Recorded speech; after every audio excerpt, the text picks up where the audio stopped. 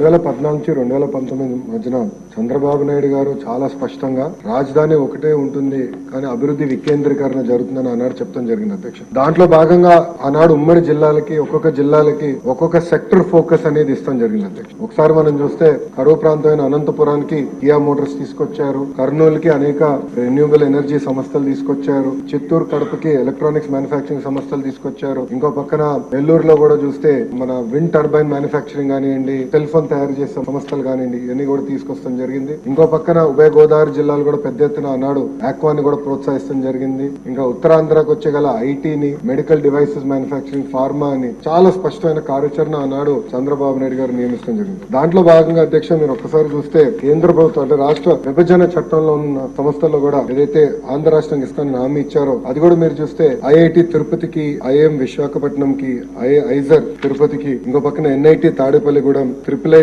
DM Kurnool, central university Anantapur, ఇంకా central tribal university Vizianagaram జిల్లా కూడా అన్నాడు మన ప్రభుత్వం కూడా ఇష్టం జరిగింది. అంటే మీరు చూస్తే అభివృద్ధి వికేంద్రీకరణ అంటే ఇది అధ్యక్ష. అంతేగాని 500 కోట్ల రూపాయలు ఖర్చు పెట్టి ఒక ప్యాలెస్ కట్టుకుంటాం కాదు అధ్యక్ష. వీడియో నచ్చితే లైక్ చేయండి, షేర్ చేయండి.